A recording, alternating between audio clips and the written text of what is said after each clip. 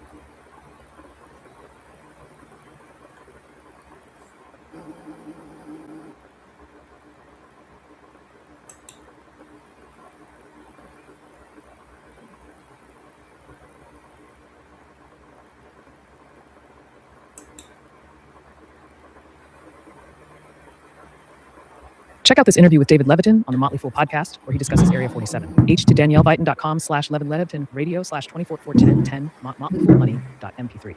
Here is an article discussing Area 47 with David Levitin. washingtonpost.com/news/leadership 20pet 44/09/what neuroscience tells us about getting organized/ UTM term equals 0A6A641C8C3.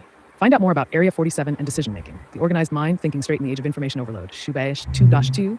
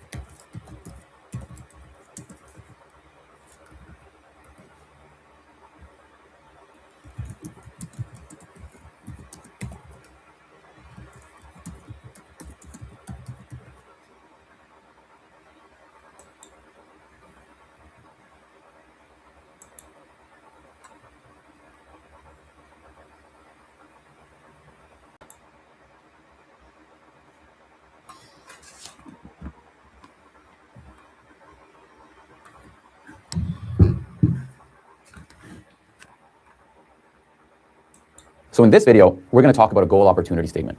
Remember, the 5% says people are only going to remember a general impression of you and one thing you said. Area 47 openings gets them listening.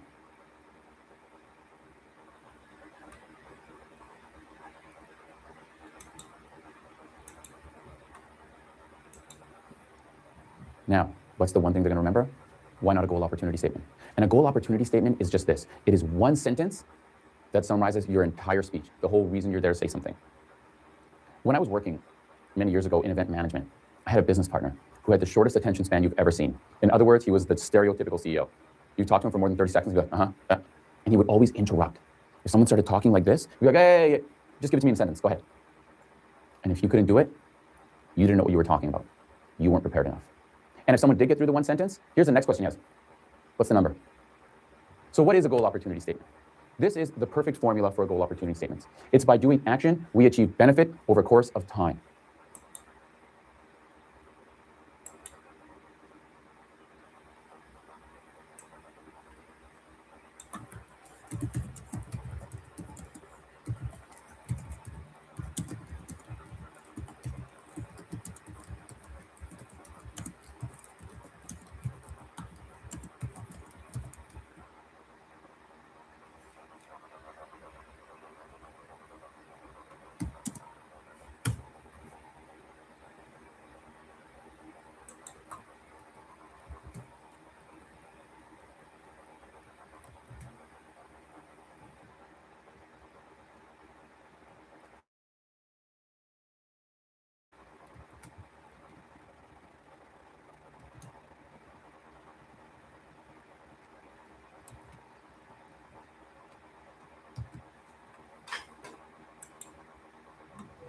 The action needs to be specific, and the benefit and time are numbers. Why? Here's the thing. Suppose I give you a goal opportunity statement.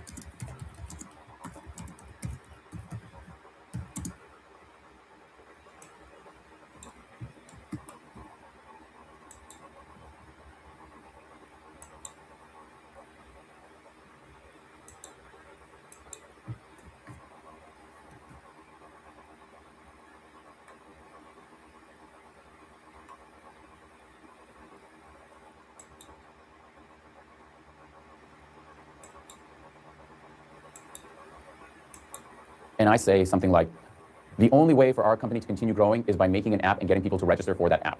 If we do that, we will get a growth of 3% a year for the next 10 years. Suppose you disagree with me. Sweet, awesome. You know why? Because now you're going to be listening for all the holes, all the things you don't agree with. You're going to be trying to find a problem, which means I got you. Suppose you agree. Everyone loves being right. You're going to be watching this presentation, watching if my ideas are the same as yours, so you can justify, I was right too, which means I got you. What does the number and what does the time do? It's a number I can anchor to. No matter what industry you're in, no matter how benevolent or how greedy, no matter how short-term or long-term, at the end of the day, there's always going to be one person that says, how much? So you have a specific course of action and a way to measure it. Now, do you have to have all three elements? No. But if you do, it's more effective. If you can only find two elements, great. It's an action and one measurement. And that is a goal opportunity statement. Let me give you an example. By creating donuts that can't be found anywhere else, we can get you 10% market share in the next 5 years. Now imagine you're sitting there. Here's what you're thinking. You're like, what do you mean donuts that we can't get anywhere else? What does that mean? How did you get to 10%? 5 years? Every single part of that question has activated Area 47. And whether or not you agree, it doesn't matter because you will be listening, because curiosity is involved. So here's an example of another goal opportunity statement, one that isn't as effective. Give it a read, go ahead. I'll wait. And chances are by now, you've probably just given up reading the sentence. Why? It fell into our 3 traps.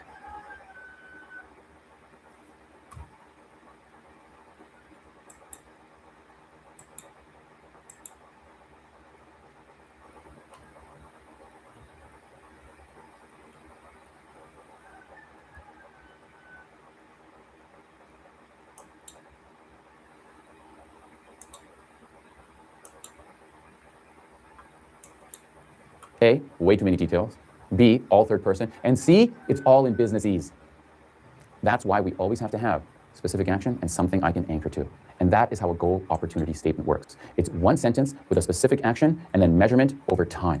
And if you use it, I guarantee that 5%, the one thing people will remember is the one thing you want them to remember, your goal opportunity statement.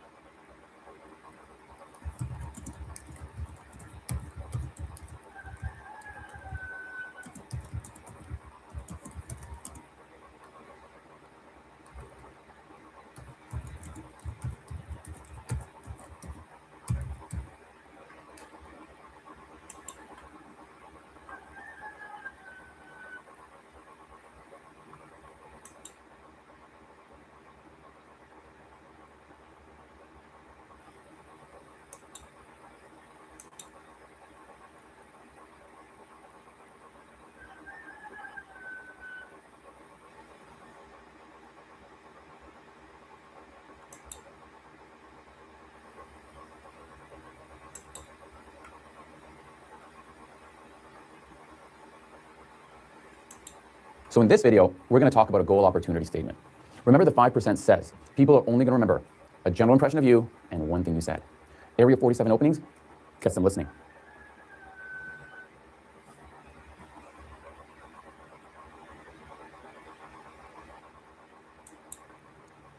Now, what's the one thing they're going to remember? Why not a goal opportunity statement? And a goal opportunity statement is just this. It is one sentence that summarizes your entire speech, the whole reason you're there to say something. When I was working many years ago in event management, I had a business partner who had the shortest attention span you've ever seen. In other words, he was the stereotypical CEO. You talk to him for more than 30 seconds, and be like, yeah.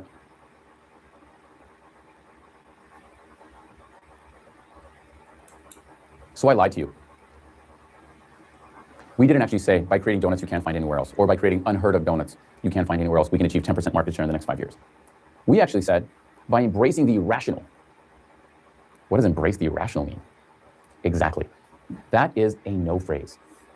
KNOW hyphen phrase. And what it is a slogan that anchors you to information. It's a slogan that you can use as a transition to your next part of your presentation, as an anchor in their memory, as the one thing they're going to remember, as an activator for Area 47 as part of your 5%.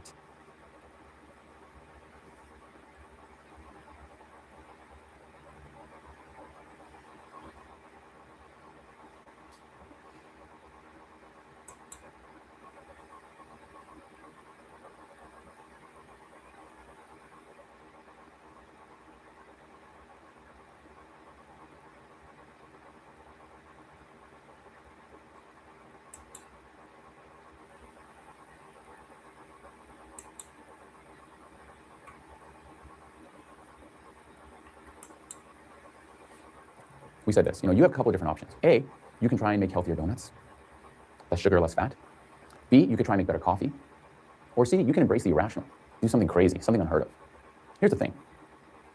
You can make better coffee, but who's going to believe you make better coffee than Starbucks? You can make healthier donuts, but who wants a healthy donut? Look, if you're like me, this is how you buy a donut. You're like, I shouldn't, but I've had a hard day. I deserve this. Or you say, you know what? I'm going to do something fun for everyone at work. Right? It's an irrational purchase. You know it's not good for you. You know you shouldn't, but you do it anyway. So why not embrace the irrational? Why not make a donut with cookies in it? Why not make a donut with another donut? Why not just make the craziest donuts you can? Why not have a little fun, irrational fun? Why not make a donut case that's so big that it just looks like a huge donut and you put the donuts in it like this? You can barely get it in a car. Because how much fun would that be? And that's what embrace the irrational. And if you do that, we can get you 10% market share in the next 5 years. And throughout our presentation, we use embrace the irrational as a transition phrase. So suppose we were talking about the competitive environment and we were going to transition into something like our options. We would say things like, so now that we know the problems we have to face in all our different competitors, how does embrace the irrational become the best course of action? Now that we know that embrace the irrational is the best course of action, what does irrational even mean?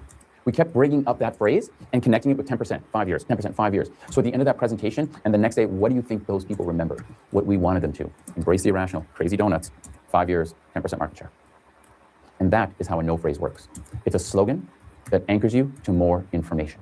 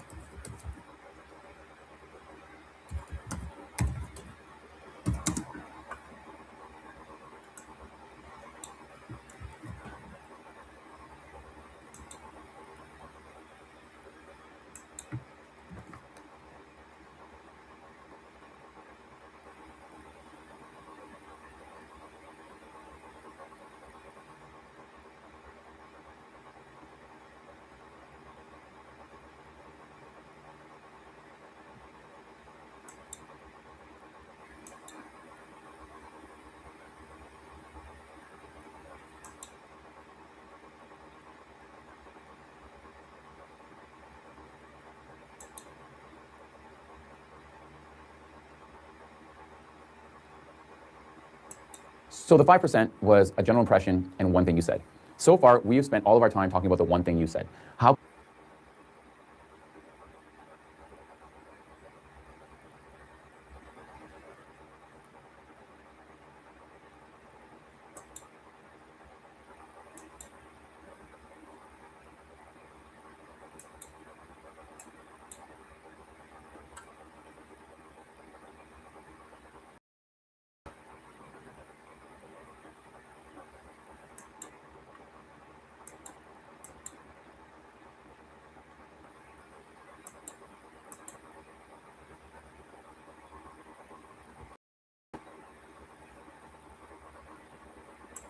can we create that general impression? And the answer is your belly button. There's a woman named Janine Driver, and she's known as the human lie detector. She wrote a book called You Can't Lie to Me. She works with the CIA in the United States, and she is a lie detector. She regularly outperforms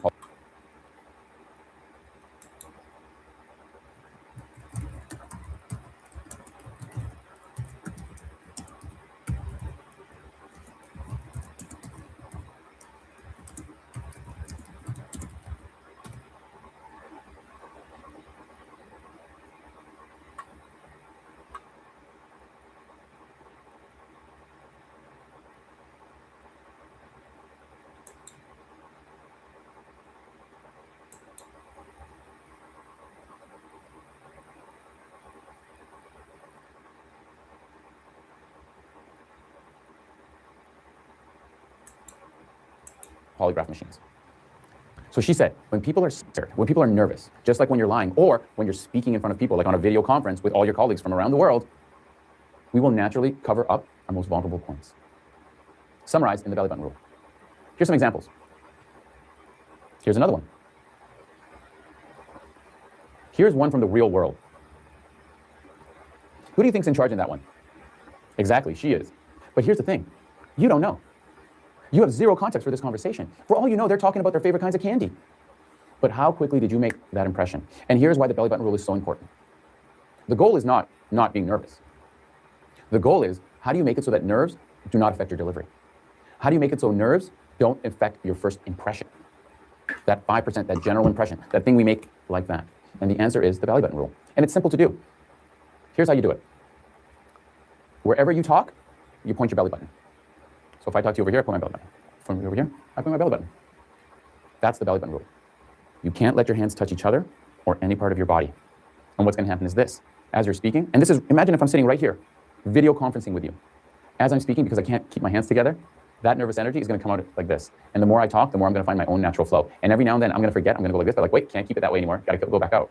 And it's going to create a diversity in your physical body language. It's going to make you look unafraid, even if you are. And that is the belly button rule. Now, there's another question we have to ask ourselves. How does the belly button rule apply in virtual communication?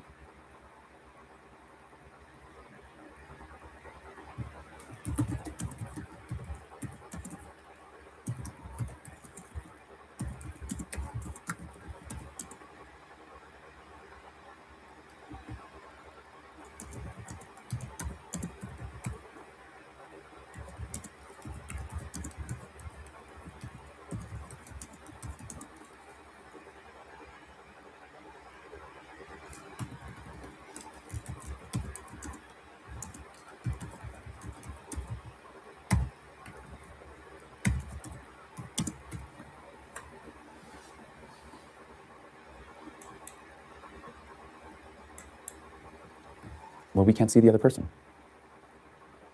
The answer is what I'm doing right now. Silence. Not just silence. Area 47 plus silence is an audio belly button rule. So imagine you're on a teleconference. You have managers and colleagues from 3 different countries there. You're in 45 minutes after you started. You're pretty sure everyone's got you on mute. How do you get their attention? The very, very first things you say. How can you bring the energy up? You ask an Area 47 question and you pause.